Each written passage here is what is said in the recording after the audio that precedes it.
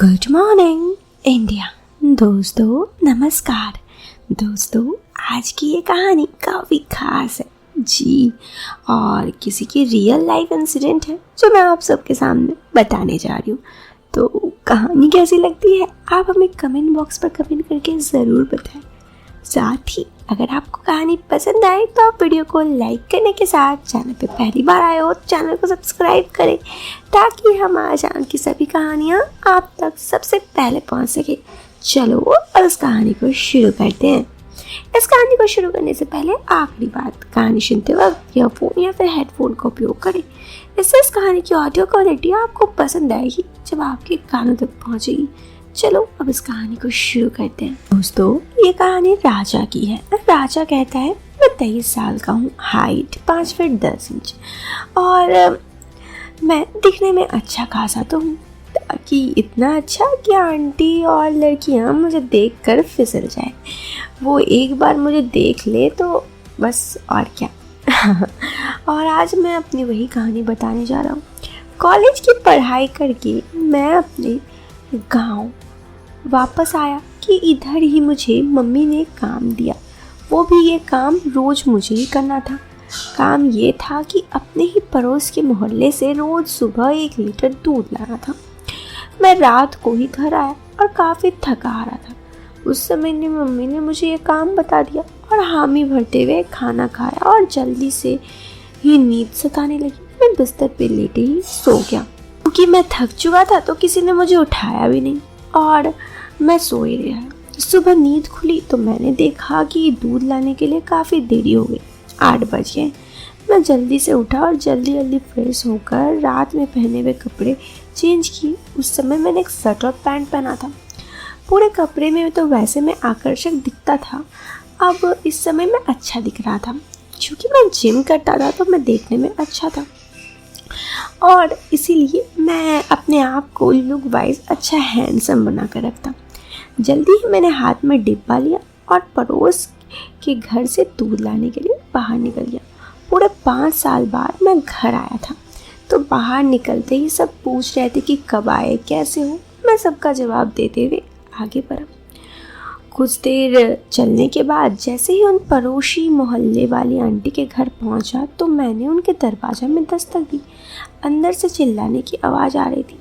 अंदर अपनी आंटी अपने पति से गुस्सा रही थी और ज़ोर ज़ोर से बोल रही थी कि वहाँ पर आप भी होते तो बात समझ जाते। मुझे समझ नहीं आया कि आंटी किस बात पर अंकल से गुस्सा रही है। मैं ध्यान से उनके चिक-पिक सुनने लगा। मुझे आंटी की बातें को समझ में आया कि इस सब गुस्से की वजह रात में ज़्यादा देर तक आंटी अंकल ऐसे थे और इसीलिए आंटी गुस्सा रही थी। दूसरी बातों को लेकर अंकल पर फूट रही थी। आंटी बार बार कह रही थी चलो रहने दो, तुमसे कुछ नहीं होता, बड़े सुरमा बने फिरते हो। मैंने मामला समझ लिया। इसके बाद मैंने ज्यों ही गेट में दोबारा नॉक की, आंटी बड़बड़ाते हुए आकर उसी दरवाजे गुस्से से दरवाज़ा खोल दिया। मुझे देखकर वो एकदम से स्थिर हो गई और एकटक नज़रों से मुझे देखने लगी। उनका अब तक जोर से बोलने वाला कदम एकदम शांत हो गया था। आंटी बिल्कुल शांत हो गई थी। मैंने आंटी को नमस्ते बोला और अपना डिब्बा आगे बढ़ाते हुए, आंटी दूध चाहिए था, रोज़ तो पापा लेने आते हैं मगर आज मैं आया हूँ। अंकल ने मुझे पहचान की। उन्होंने मुझे देखा और पूछने लगा अरे बेटा तू शहर से कब आया। मैंने उन्हें प्रणाम किया और बताया। वो मेरा हाल चाल पूछने लगी। मैंने कहा अंकल मैं एकदम ठीक हूँ। इनके आगे मैं पूछना चाहता था कि अंकल आप कैसे हो, लेकिन अंकल की हालत देखकर लग नहीं रहा था कि वो ठीक है, इसलिए मैंने कुछ नहीं पूछा। अंकल काफ़ी कमज़ोर और एकदम बीमार जैसे दिख रहे थे। अंकल ने कुर्सी की तरफ इशारा किया और बोला आओ खड़े क्यों, बैठ जाओ। मैं आगे बढ़कर कुर्सी में बैठ गया। कुछ पल बाद अंकल बोले बेटा मैं तो काम से निकल रहा हूँ, अपनी चाची से ले लेना। मैं ये कहकर अंकल के काम करने निकल गया और जाते ही आंटी मेरे पास आई। वो मुझे बड़े ही हसरत से देख रही थी। मैंने उनकी नज़रों को पढ़ते हुए एक नज़र भरकर जोबन में डाली और नीचे रखे डिब्बे की तरफ इशारा किया। आंटी डिब्बे उठाने के लिए झुकी और फिर मैं उन्हें देख ही रहा था। मैं आंटी के तरफ देख रहा था, वो एकदम झंझनाहट उत्पन्न। उन्होंने डिब्बा उठाया और फिर मुझे उनकी आंखों में आंखें डाली। वो मुझे देख रही थी। मैं पीछे देखा तो आंटी मुझे ही देख रही थी। मैंने अंदाज़ा लगाया कि उस हिसाब से आंटी मुझे कुछ बताना चाहती थी। अगर दोस्तों आपको आंटी के बारे में बताओ तो वो एकदम गोरी थी, देखने में भी खूब खूबसूरत। घने काले रेशमी बाल उनके नितंबों में लहरें डाल रहे थे। आंटी कयामत लग रही थी। उन्हें यूँ हरा भरा देख कर सच में कोई भी उनका दीवाना हो सकता था। खैर, ये बात तो मुझे पता ही चल रहा था और मैं उन्हें देख ही रहा था। उन्होंने मुझे प्यार से पूछा, तुम्हारा नाम क्या है गुबरू? मैं आंटी के मुंह को खुद के गुबरू सुनकर समझ गया कि आंटी मुझे क्या कहना चाहती है। मैंने उनकी ओर देखते हुए कहा, मैं आपका राजा हूँ, ये मेरा बदला हुआ नाम है। उन्होंने मेरे मुंह से सुना कि मैं उनका राजा हूँ तो उन्होंने एक मुस्कान दी और कहा, अच्छा मेरे राजा, तुम चाय पीते हो ना? मैंने कहा, जी हाँ। उन्होंने बड़े प्यार से कहा, अरे ऐसे कैसे शहर से आ गए? बैठो, मैं तुम्हारे लिए चाय बनाती हूँ, तुमको पीना तो पड़ेगा। मैं खुद ही उनको रोकना नहीं चाहता। अंकल के चले जाने के बाद मैं आंटी को देख ही रहा था और वो भी मुझे देख ही रही थी और हम दोनों एक दूसरे को देखते रह रहे थे। और आंटी ने हंसकर कहा, और ना आए तो चाय खराब हो जाएगी। मैंने कहा, अरे आप चाय बनाने से पहले मुझे फ़ोन करके बुला लेना, मैं ज़रूर आऊँगा। आंटी ने मुझे मोबाइल नंबर मांगा तो मैंने उनको नंबर दिया और उस पर डायल कर दिया। इससे मेरे पास आंटी का नंबर आ गया। उसके बाद आंटी के हाथों से मैंने डिब्बा लिया और जानबूझकर उन्हें टच किया। उसके बाद मैंने उनकी तरफ देख रहा था तो आंटी ने प्यार से कहा, आना ज़रूर। उनकी आंखों में देखकर मैंने कहा, आपका न्योता कोई कैसे ठुकरा सकता है?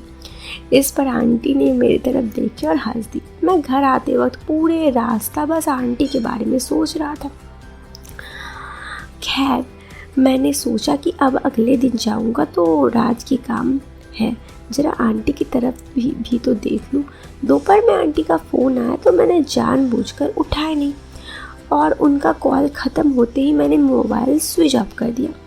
शाम को आंटी फिर से फ़ोन आया तो मैंने कहा, अरे मेरा मोबाइल डिस्चार्ज हो गया था इसलिए नहीं उठा पाया। करंट भी नहीं आ रहा था तो मोबाइल चार्ज नहीं हो पाया।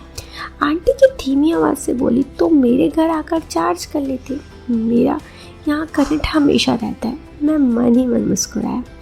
फिर दूसरे दिन जब लेने गया नल तो अंकल कहीं बाहर गए थे। मैंने आंटी से पूछा, अंकल नहीं दिख रहे? तो आंटी ने मुंह बनाकर कहा, वो बाहर गए हैं, 10 दिन बाद आएंगे। मैंने कहा, ठीक है। आंटी ने कहा, चाय बनाऊं? मैंने कहा, मैं दूध घर पे दे आऊँ फिर आता हूँ। आंटी ने बेसरक होकर कहा, हाँ ये ठीक है, लेकिन जल्दी आना, मैं तैयार रहूँगी। मैंने आंखें उनकी तरफ देखी तो उन्होंने हंसे कहा, मेरा मतलब मैं तुम्हारे लिए चाय बना कर रखूँगी। मैं घर आ गया और थोड़ी देर बाद वापस जाने के बारे में सोच रहा था। मेरे अनुमान के अनुसार कुछ देर बाद आंटी का फ़ोन आया। आंटी, राजा तुम कहाँ रह गए, जल्दी आओ। मैंने कहा, अच्छा मैं आता हूँ, आप चिंता मत कीजिए। उन्होंने कहा, हाँ। आंटी ने जो कहा, जल्दी आना। तो मैं आंटी के घर गया। उस दिन 11 बज रहे थे और फिर उस वक्त कोई नहीं था। फिर क्या हुआ उनके घर जाकर, तो ये आपको इस वीडियो के सेकंड पार्ट में बताऊंगी, क्योंकि ये कहानी यहाँ पर काफ़ी लंबी हो गई है। तो इस वीडियो से लेती हूँ अलविदा, मिलते एक नई वीडियो में। वीडियो पसंद आए तो आप इस वीडियो को लाइक करने के साथ चैनल पे पहली बार आए हो तो सब्सक्राइब करना। Till then, bye bye, take care, bye.